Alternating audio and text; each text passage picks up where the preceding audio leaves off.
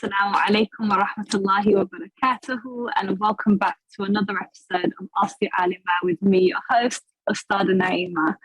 Bismillahir Rahmanir Rahim. I want to talk to you guys about a topic that is very dear to my heart and should be dear to every woman's heart, and that is the topic of periods. Now, I've actually been requested to talk about this because it's not spoken about enough, especially in many households, and because of cultural taboos, we don't speak about it enough. And I think that it's time that we speak about this on TV for everyone to hear about, so that we can get rid of the stigma that's attached with periods and make it a normal conversation. Because at the end of the day, a woman has periods, and that's a fact. And it's something that Allah subhanahu wa ta'ala has blessed us with.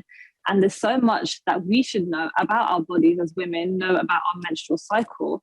Because in actual fact, learning about your menstrual cycle as a woman is very empowering. It's something that, our womb is a very sacred part of us, and it's important that we understand how it works, why it's working the way it does, and we get rid of the shame so that we can teach not only our other women in our families, our mothers, our sisters, our children, our daughters, and we can have these conversations, because the more we know about it, then the better that is for us, so that we can understand our health, our womb health as a woman.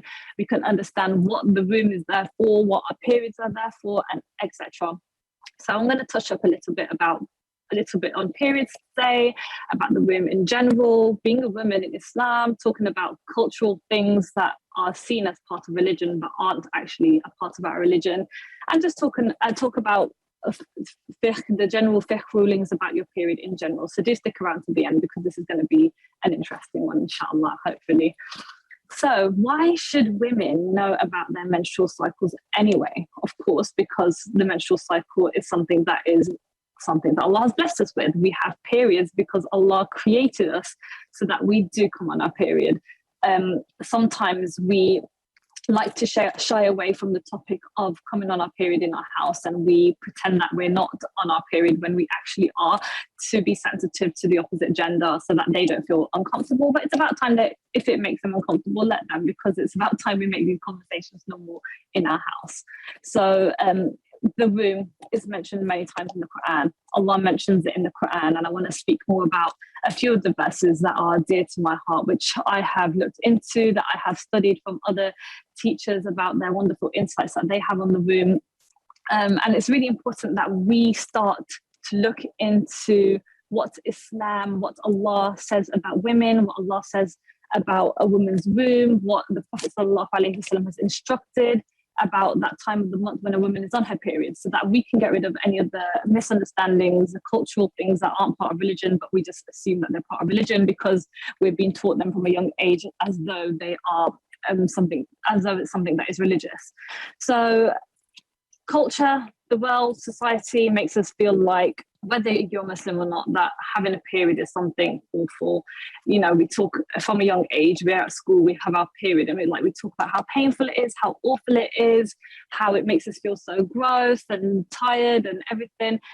It doesn't have to necessarily be like that. And sometimes we feel fine on our period, but because society makes us feel like it should be something that is highly uncomfortable, we feel sad about it. When our period comes, we feel sad. But it doesn't necessarily have to be like that. And I want this conversation to be a turning point for us, where we start talking about our period in a more empowering way, where we start talking about our bodies and our menstrual cycle in a way that makes us feel good as women, rather than puts us down and makes us feel like we're weird and abnormal for having a period. Okay, so sometimes I understand that women have really painful periods, or it can be linked to other traumatic events, like remembering the first time you came on and you maybe didn't have the support you needed. And it can be linked to other things like that, which can leave you feeling really uncomfortable about your period. But this needs to change so that our children and the younger little children that we have, the daughters that we have, feel comfortable speaking about it and speaking about how it's making them feel, etc. But knowing about your menstrual cycle overall is super important, because it allows us to understand the needs of our body. Okay, whilst a woman is on her period, she's meant to be resting. She's meant to be taking care of herself, her emotional well-being. She's meant to be getting more rest and not as you know, for example, give an example here. When a woman is on her period in Ramadan, she's made to go to the kitchen and do extra housework because it's her time of the month. She's meant to be doing the dishes whilst everyone else breaks their fast for iftar. In actual fact, a woman on her period, she's meant to be resting. If she doesn't get that rest, if she's unable to rest her body, and we think when we're on our period, we're meant to be doing extra housework because we don't have to pray. But the reality is, if we rest and we take care of our bodies, it then goes on to, it has other benefits of understanding how we're meant to be using our cycle and the different phases in our cycle to do different things. So there's some parts of our cycle where we'll feel more motivated to do work, more creative. But understanding this and getting a proper education on the benefits of our menstrual cycle rather than shying away from the topic and not wanting to learn more because it's just not a conversation that we like to have. It's something that needs to change, if I'm honest. But that's why I'm here to talk about this with you guys so that you can be inspired to learn more. And actually, there's amazing programs, amazing courses out there for women, Muslim women as well, by amazing female teachers who talk to you about your womb, talk to you about your period, explain to you not only the fiqh rulings and the rulings of your period and how to do ghusl and all of those things, but actually what Islam teaches about the womb. And it's absolutely beautiful. I myself have done courses on this, and it's something that I want to be able to teach women, my friends, sisters, just women in general, because I feel like it opened my eyes so much to what I was missing out on all this time, which is a shame.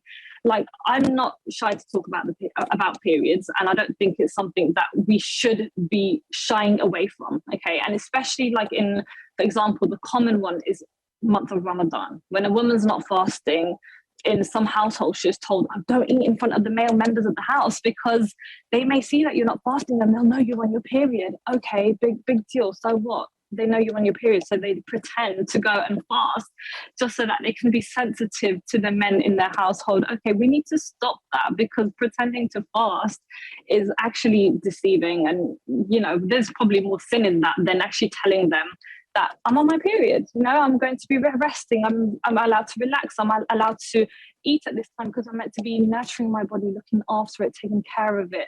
So this is, these are the kind of cultural things that we need to get rid of. That is not Islam. Islam does not tell us to shy away and not let anybody know that I'm on my period, because it's something that I should be very ashamed of because I'm so filthy and dirty. You're not dirty.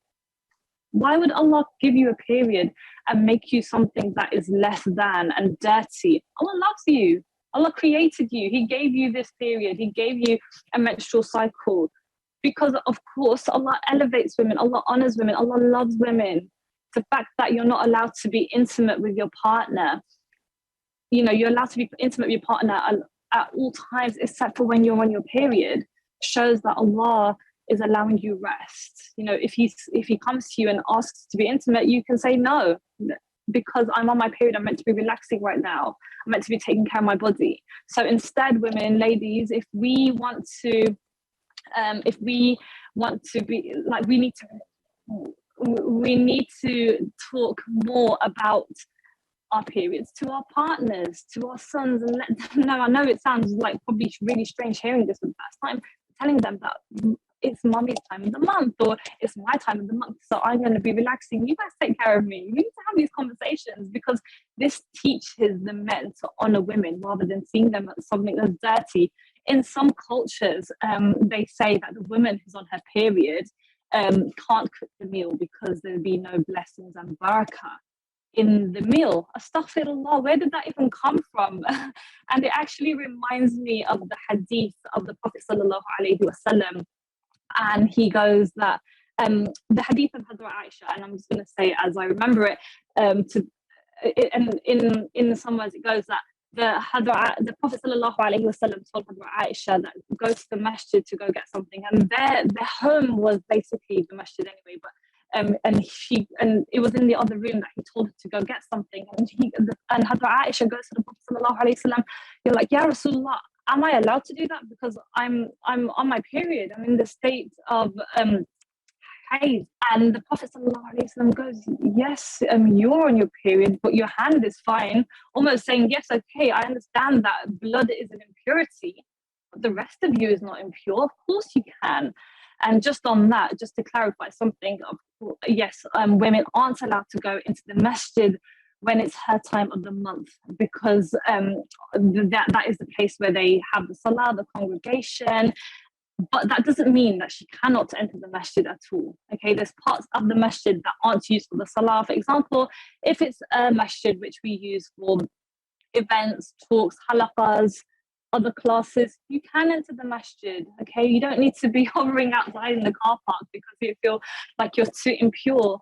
You know, we take things further than they should be. We try to make the deen hard upon us. And I was actually talking to a sister recently, and she was saying that she was brought up in a way that the deen was very, very hard. It was tough. You know, all the rulings they followed the rules of the Prophet ﷺ, what the Prophet ﷺ taught, what Islam taught. They've done that and a little bit more to be on the safe side. And we were reflecting on this, and we actually realized that, subhanAllah, like shaitan gets to us in crazy ways. Like he can get to us by bringing us away from our deen, by saying, no, don't follow it at all. And the shaitan can get to us in ways that are like, you know, this is your deen, make it hard for you, so it puts you off practicing altogether. Islam wasn't meant to be that. It was meant to be a simple religion. It's a perfect religion. It's meant to be easy for us if we practice it in the correct way. But then we go out of our way to make things hard. So I would love for you guys to be a part of this conversation. It would mean the world to me. Don't be shy. I don't bite. Send in your questions. Get on the call to speak to me more about anything that you've experienced about your period as a woman in your home. I'd love to hear more about that, inshallah.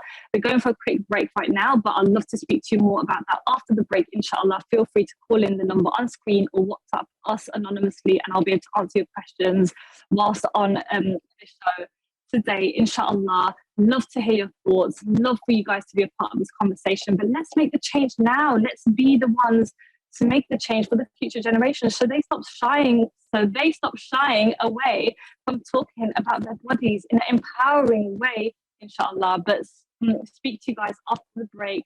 Assalamu alaikum wa rahmatullahi wa barakatuhu.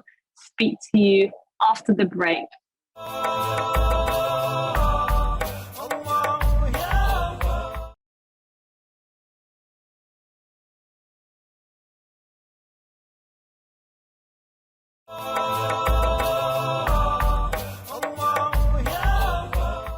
Assalamu alaikum wa rahmatullahi wa barakatuhu, and welcome back.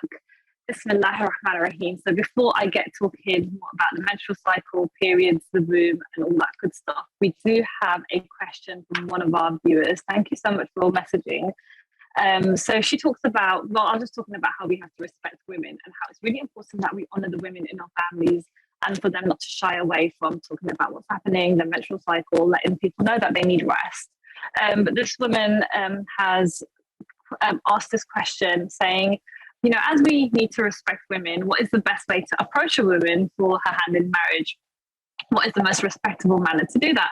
So I was, so in situations like these, obviously we respect the woman, and that's really important.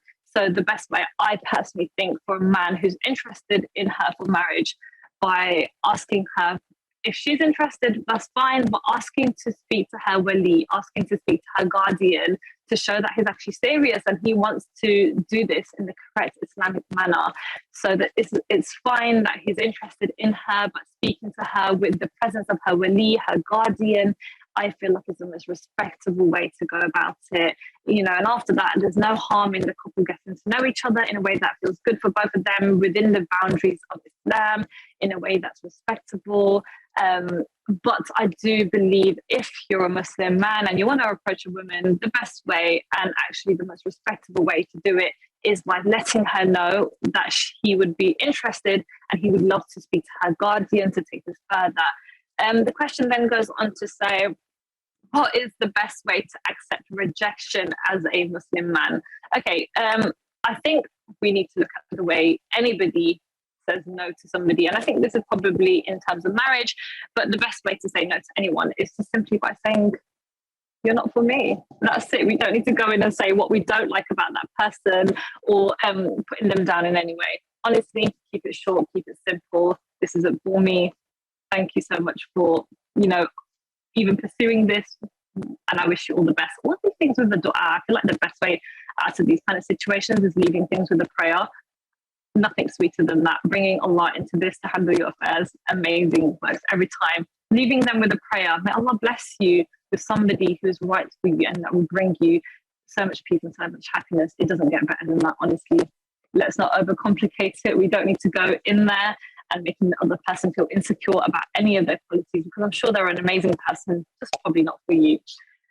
I hope that answers your question, sister. If there's any other questions from any of our viewers, please feel free to WhatsApp us on the number that is shown on screen or call in to be a part of this conversation today. So before the break, we were talking about periods, we were talking about the menstrual cycle, and there's so much I would love to add to this. However, it is a short show, so I would recommend that those of you who are viewing, and it's maybe inspired you to learn more about your body as a woman, learn more about your well-being, your menstrual cycle, your period, your body in general, because we can talk about so many things. It's not just your period, it's menopause, fertility, infertility, your hormonal imbalances, PCOS. So many of these things are covered just by talking about your womb and opening up that conversation. So honestly, please, sisters, if it's something you're interested in, go out there, find courses that are available, because there are courses out there. There's people who are speaking about this, alhamdulillah, and it's so beautiful to see that people are finally speaking about it. We are educating the women, we're empowering women with this amazing knowledge that is so beneficial to them. And inshallah, I just see things getting better from here, because if finally we're talking about it, that just means it will get better for the next generation. They will be speaking about it more, and we won't have to shy away from this, inshallah. That is my vision for our next generation, inshallah. But let's carry on speaking about this topic. Not knowing about your period, not knowing about your menstrual cycle, and understanding the different phases in our menstrual cycle can cause so many issues. For example, one of them, period pains. The doctors will always tell you that period pains are normal. It's something that everybody goes through. It's not that bad, okay? And honestly, it's not their fault, because probably they don't have the resources. They can't, they don't have what they need to probably give you any other advice. Otherwise, period pains are not normal. They're not meant to be normal. You're not meant to be in horrible pain every single time you're on your period. This shows that there's probably some sort of imbalance there. We're not working with our period. We may not be having the right rest. We may not be working with our cycle. We may not even be having the right foods at the right time. So these kind of things are really important for us to know. It can cause imbalances, unstable moods, mood swings. We have PMS. We constantly feeling like we are explosive, okay, because we are not in tune with our bodies. We don't know what's happening. We don't know what to expect and when it's happening, and we don't even understand what our period can do for us if we're in tune with it. It can be used as birth control. Instead, we go for, there's nothing wrong with using contraception. There's nothing wrong with that. But imagine if you were so in tune with your body and you understood everything that was happening inside, that you could use your body, your natural cycle as a method of birth control, because it was so empowering to understand how your cycle works and understand how you're feeling at any given time. That's amazing, and that's from Allah subhanahu wa ta'ala. Allah's given us that. Also, talking about the pill, doctors will tell us, society will tell us that it's okay, you go on the pill, you don't have a period, it's absolutely fine. I don't agree with this at all. I don't agree with this, because Allah created a woman to bleed. Allah created a woman to have a period. And then, because doctors and society tells us that you really don't need to have a period, we just blindly accept that. I'm okay with not having a period, but even that can cause so many imbalances as well. Sometimes we recognize them and sometimes we don't, but I do believe that it does go on to have further health complications. But I don't want to go too deeply into that because I'm not a health professional, but it's something that you should be wary of, because at the end of the day, if Allah's given it to you, Allah's given it to you for a reason. Embrace that. That was part of you as a woman. Don't let anybody tell you that you don't need to have one if Allah gave that to you. Misconceptions, cultural misconceptions around the period, which I have touched upon slightly, but for example, you're dirty when you're on your period. You're filthy. You cannot connect with Allah when you're on your period. Again, misconception right there, because who said that? Allah doesn't say that you cannot connect with Him whilst you're on your period. Yes, you don't have to praise Allah because you're in the state of being on your period and you're meant to be relaxing, but that doesn't mean you can't connect with Allah. You can. You can do dhikr. You can connect with Allah in other ways. You can still make dua. You can still pray to Allah. You can still ask Allah. You can tell Allah everything at any time, especially when you're on your period. In actual fact, you have more time when you're on your period because you're not standing up to Salah. You can connect in other ways. Yes, we can't touch the Quran when we're on our period. So again, this is something that we can't do, but that doesn't mean we cannot remember Allah. That doesn't mean Allah is so far from our life that we completely forget Him for 5 or 7 or 10 days, however long your cycle is. Again, so we feel that we're so far away from the deen, we're so far away from Allah. It doesn't have to necessarily be like that, okay? Don't let people rob that away from you, rob your spirituality away from you during your time of the month. So there's loads of fiqh rulings that I would love to touch up on, but if there are any in particular that you're unsure about, feel free to WhatsApp us on the number and I will be able to go through that. There's so many fiqh rulings in terms of how long a period should be, what is a period and what isn't. But if you do follow the Hanafi fiqh, a period is generally anywhere between 3 to 10 days. Anything less than that or more than that is counted as istihada. Istihada is when you bleed because of some sort of imbalance or some sort of illness. Another, on the top of my head, some other fiqh rulings that are very, very important and every woman should know. Again, this is mainly for the Hanafi school of fiqh. If you do follow another school of thought, then it's really important that you go with what you follow, and you can find out more by asking a local scholar, an imam, or looking into your books of fiqh that you follow. So showering, again, after your period, before you pray, before you perform salah, get intimate with your partner, it's really important that you have a ghusl, which is washing all parts of your body, making sure there's no blood on your body, anything at all, like, washing your hair, washing your scalp properly, the inside of your nose, your mouth, the inside of your mouth, gargling, just making sure that everything is washed properly. One other thing, another misconception that we have is that people believe that after you've come off your period, for you to be clean, you have to wash everything that you've touched, literally everything. I know people that have said to me that, oh, when I come off my period, I wash my hair bubbles and my scrunchies and my coat that I was wearing. If there's no blood on the coat, if there's no blood there, then you don't need to wash it. It's clean. Again, you're not dirty. Please get this misconception out of your mind that you are filthy and dirty on your period. You're not. The blood is dirty and it's not pure. But other than that, you're fine. You're good to go, ladies. You're absolutely fine. You don't need to go and you don't need to make the deen inconvenience you. The deen was never meant to do that, okay? You shower, you're fine. Everything else is fine. Of course, if there is blood elsewhere, like on your bedding or on your clothes, you do wash them. But anything else, if there's no visible blood there, it's absolutely fine. We do have a question from one of our viewers. It's about the vaccine and what my view is. Honestly, I talk to people that are health professionals, but the health professionals are saying to get vaccinated, because at the end of the day, there's so many people that are dying because they're not, and I bet they wish that they were vaccinated, and it's unfair to be around people that are vulnerable and not be vaccinated. I actually think it's a little bit insensitive, but again, that's just my view, that's my opinion. I'm not out there to tell people that they should or shouldn't be doing anything, but I personally would be encouraging my loved ones and the people around me to get vaccinated. But again, that's just my opinion. You're entitled to yours and I'm entitled to mine. This is nothing to do with my Islamic stance on anything or anything to do with any of the fiqh rulings. Again, this is just a personal opinion of mine. Again, if you do have any questions about anything to do with fiqh rulings about the menstrual cycle, anything to do with women's cycle in particular, anything at all, feel free to drop me a message and I'd love to answer that after the break, inshallah. And feel free to be a part of this conversation. Don't be shy, honestly. I'd love to speak to you all after the break. Assalamu alaikum wa rahmatullahi wa barakatuhu. And also, please do make sure you do have your bill payers permission. I don't want any of you guys getting in trouble for calling in.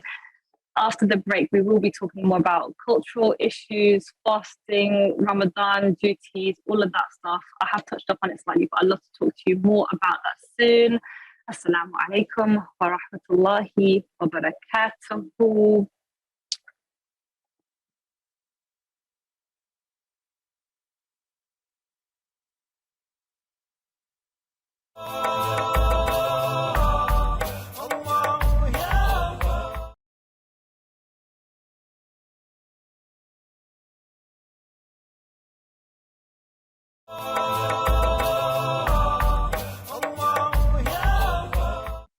Welcome back. Thank you all for messaging in with your questions. I have a question from one of the viewers that I was just answering before I had a few technical issues. However, they have all been sorted out. So the sister has asked, how do Muslim men and women get to know each other in a respectful way that feels good and doesn't feel disrespectful, that still is within the boundaries of Islam, that still is respectable? And how do we get to know people? How do we go about conversations? Again, the really important thing here is going in with the intention of marriage and not with bad intentions, because it's really easy to be around people that have bad intentions, but letting people know your intentions from the first place and not being shy about it. Saying I'm looking to get married means that there's no room for indecent acts to happen, indecent conversations to happen, because things are very clear from the get-go. The problem is, and I've been speaking about this a lot with members of my community, my partner, saying that as Muslims, we don't have places to go, which is sad, where Muslims can get to know other like-minded Muslims, other than the online dating apps, that are aimed for Muslims. But other than that, there's no place that we can really go to get to know other people. But then getting involved within your community, letting people know that you're looking to get married is a great place to start. Let's not shy away from this, because at the end of the day, if you don't tell people you're looking to get married, putting yourself out there, unfortunately, in this day and age, we're all stuck behind screens. We don't even go into a workplace anymore. We're working from home. We don't really see as many people as we used to before. People were heavily involved with the community. They'd be going to the masjid, they were going to events, they were going to so many things that were happening. That would be open and available to members of the community. Unfortunately, so many of those kind of things have died down. But it's really important that we together as community members come together and have events, have things, have open conversations, halaqas, things where people, like-minded Muslim people, can come together, get to know each other in a respectful way with the intention of marriage. There's nothing wrong with seeing people and being attracted to them. There's nothing wrong with that. It's when we go about it in an indecent manner, that's where the problem is. Because even in the time of the Prophet sallallahu alaihi wasallam, they had attraction, they had conversation, they knew each other. The people knew each other before marriage. It wasn't the fact that two people, a man and a woman, didn't know each other before marriage. They did. They were part of a community. They were part of a society. They got to know each other's personality and characters. So that is a really important that we hold on to that in whatever way possible. So that's important, and it's something to think about. And I do believe that, unfortunately, it has gotten harder for people to get to know each other because we're around so much indecency, we're around so much haram. So it's really important that we know what's right and what's wrong, and we keep things respectful, and we get people involved from the minute things feel like it feels right and it feels like it's something that is for you. Because when we don't get others involved, then it can open the doors to haram. When we don't show that our intention is marriage, again, it opens up the doors for haram. And that is when things get sticky. This is when we see ourselves in problems and situations. And, shaitan is always there. But when we allow people in onto our pure intentions. That keeps us accountable. It keeps us safe as well, inshallah. I hope that answered your question. So the next question is, what is the key to a successful marriage? Sister or brother, whoever answered that, I think that deserves like a whole 5-part series of its own, because I think, in short, I think the key to a successful marriage, me being married for probably, how long have I been? 8 years now? I have to think about that, but 8 years now, it's been a long time. And I think the key to a successful marriage is being open to listening, compromising, understanding, listening without judgment, being soft to the other person, coming from a place of understanding always, compassion. There's so many things, but honestly, learning to compromise and communicate is so important, because you're a whole individual person who's marrying this other new person, and you have your own ideas and your views of the world, and you come in with your all these insights that seem like facts to you, and the other person comes in with a personality of their own, and there's so much room for miscommunication and misunderstanding. So it's really important that you're open to saying to the other person, I'd love to know what you meant by that, or I'd love to see where you're coming from on this point, because when you smooth out the miscommunications from the beginning, you're off to a great start, because you have a better understanding of what the other person is thinking. I think that is the key to a successful marriage, alongside so many other things, which I will most definitely touch upon in a episode of its own. But do stick around, because honestly, the episodes that are coming will be amazing, insightful, and there's going to be so many things that you can apply to your everyday life, inshallah. Another question from a viewer: if a non-Muslim tells you that a restaurant is halal, can you eat from there? So I think with this question, there's a lot of common sense involved as well. So if a non-Muslim tells you the restaurant is halal, can you eat from there? Well, sometimes you go to places and the non-Muslim who tells you that the restaurant is halal has no idea what halal even means. They're like, oh, you know, what is halal? Yeah, we're halal. You know, there's some common sense involved in here as well. But if, you know, you can see that they genuinely are saying that my restaurant is halal and we have no reason to doubt them, by all means, eat from that place. And if a Muslim tells you that the food is halal, if a Muslim tells you that that food is halal, you should believe them, because, you know, we shouldn't be doubting everything. But of course, if you have the doubt there that this thing is definitely not halal, and somebody tells you it's halal, then common sense says that we should not go for that restaurant or that meal, whatever it is.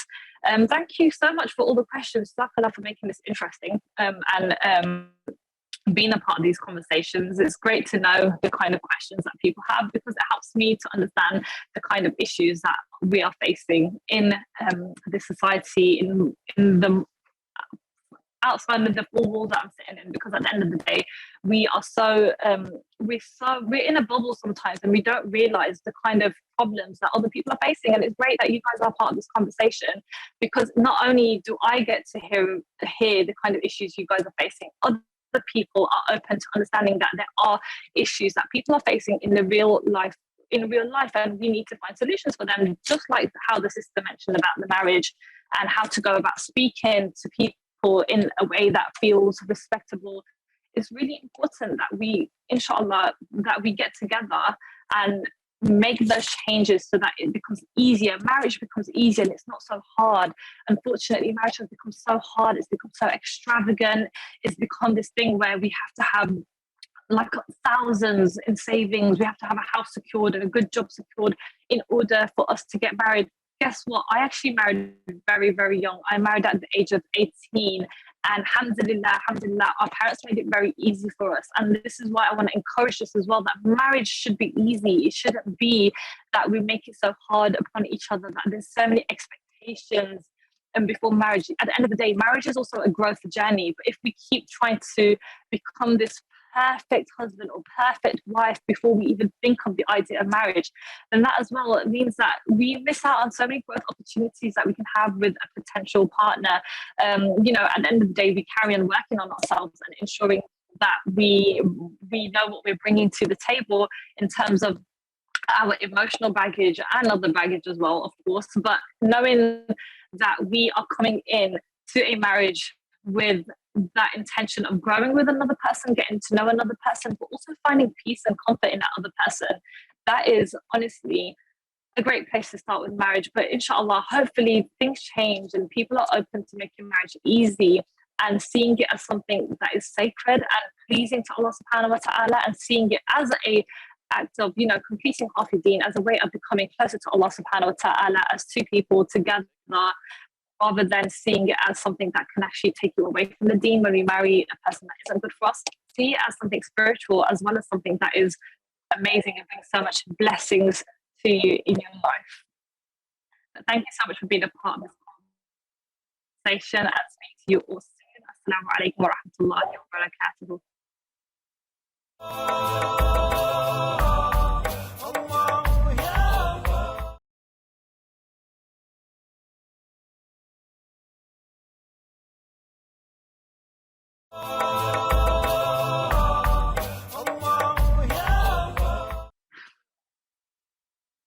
Assalamu alaikum wa rahmatullahi wa barakatuhu, and welcome back. So today has been a very interesting episode, so many great conversations, I believe, and I do want to cover a few final things before our show next week, inshallah.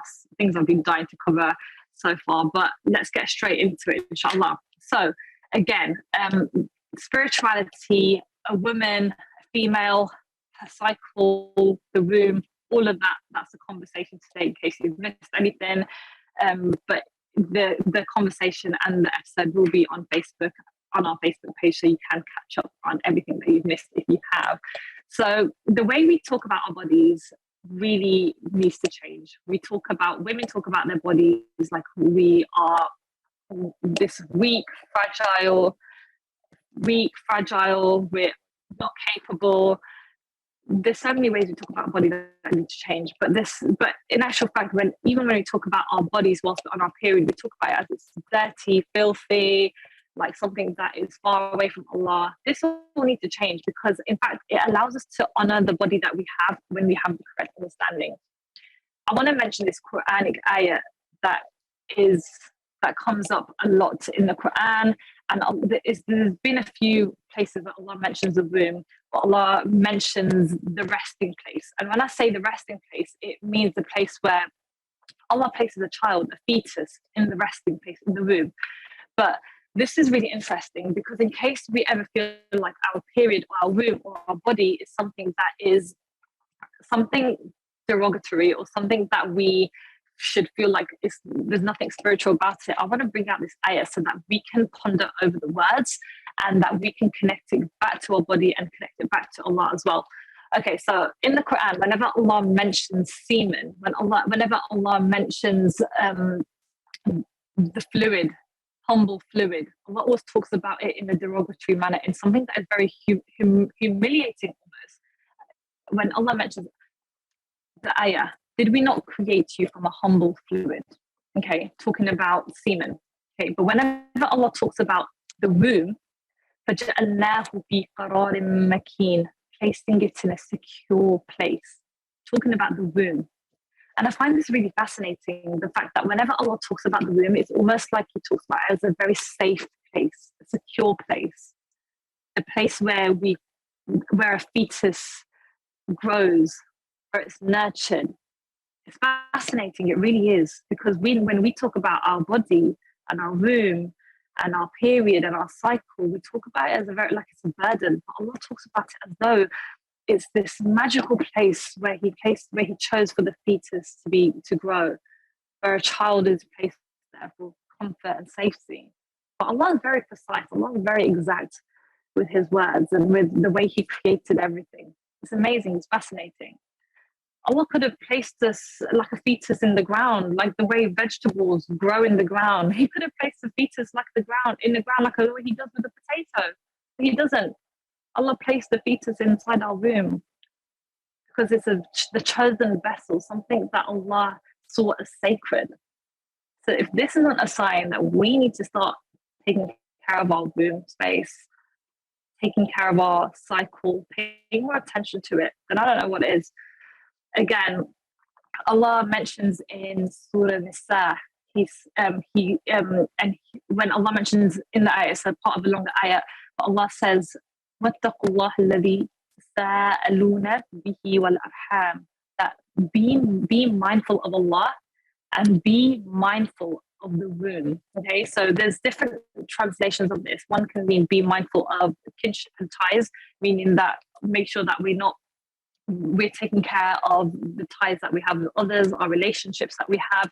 But another meaning is that take care of your womb.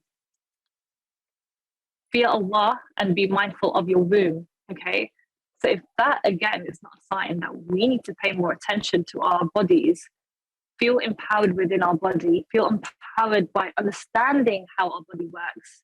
And I don't know what is, because these ayahs, when I was taught this in this manner, in a way that isn't really taught, but when I found out about the way that Allah talks, when I found out about the way that Allah talks about the womb and how Allah connects himself back to it, I was in shock, I was in awe, and it really made me feel very different. It made me feel special. It made me smile when I came on my period. I was like, oh wow, this is from Allah. This is a blessing from Allah. And it's very rare that we actually think about it like that.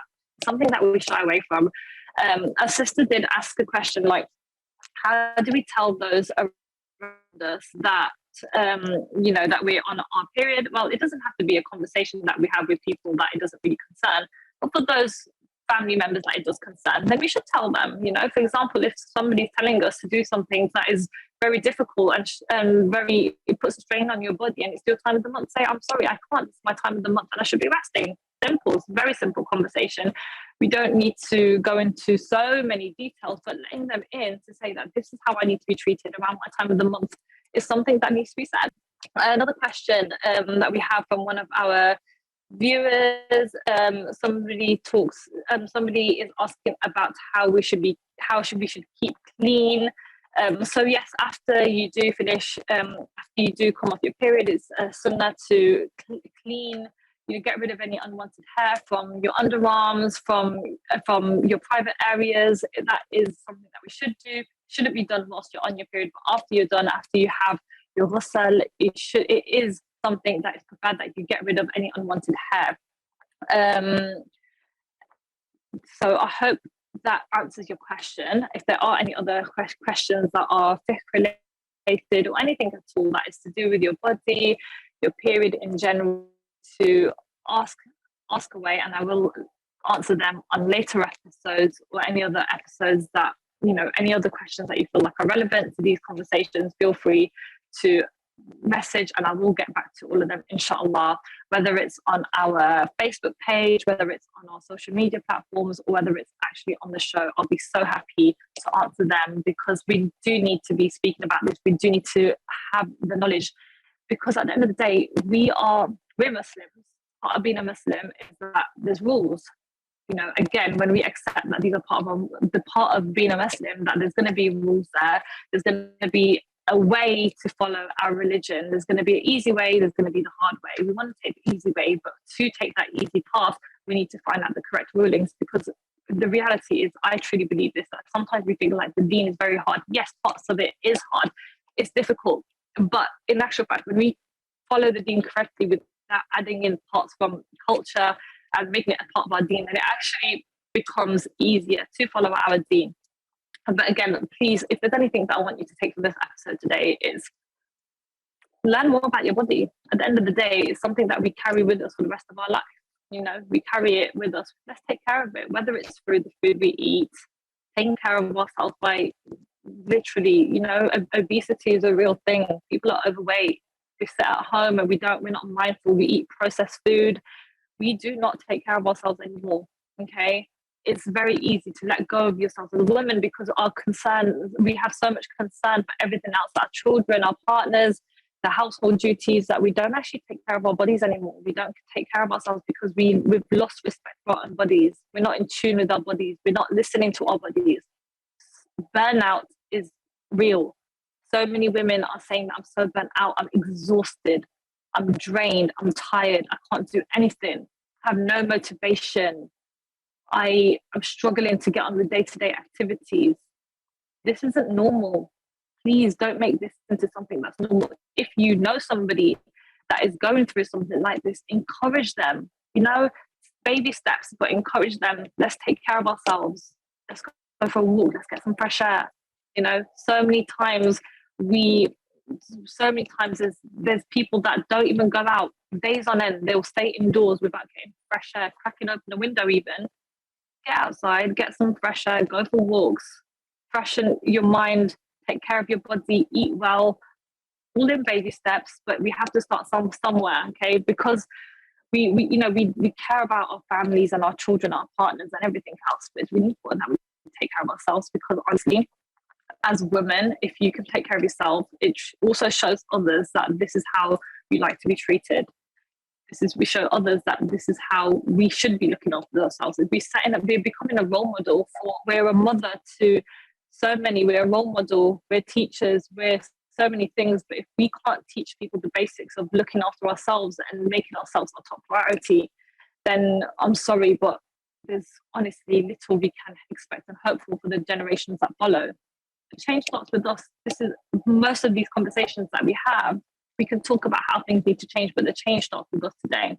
We need to be mindful what we're doing, how we're behaving, how we're acting, the conversations that we're having, what we're open to, what we're not open to.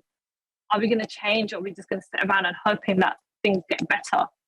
Change starts with us always, okay? And inshallah, when we're open to making those changes in our own lifestyle, and it starts with becoming more knowledgeable, becoming more aware, and not shying away from things that feel uncomfortable, conversations that make you feel uncomfortable, inshallah. So hopefully this is something that we can be inspired by, that Allah never ever wanted a woman to feel less than or not good enough to be close to him. He always wanted us to be close to him. He chose a part of our body to be the resting place for a fetus, so that they can grow and be nurtured. Women are amazing. I honestly feel like we don't give ourselves enough credit. We're that safe space, not only for a child, but for people. When you see a woman, you feel safe around her. A woman has something that a man doesn't, okay? As well as, women and men are honored in a different way. And we must honor the way that Allah has chosen to honor us, and continuously learn more about ourselves as women and teach it to others, and keep learning and implementing that knowledge into your life, because again, knowledge without any implementing is just useless. But inshallah, I hope that this conversation again was an eye-opener. Feel free to be a part of these conversations. I have lots of questions about marriage that have come through today. So hopefully it's something that I'll talk to you all about my experiences. I have worked with many women in their relationships, hoping that they get the best out of their relationships, and been working in the field of helping women better themselves so that they can bring the best to their families. I have had a lot of experience in that, so I will be bringing that knowledge to all of you guys, inshallah. So do stick around, be a part of this conversation, tune in every Friday at 8:30, inshallah. Assalamu alaikum wa rahmatullahi wa barakatuhu, and speak soon, inshallah.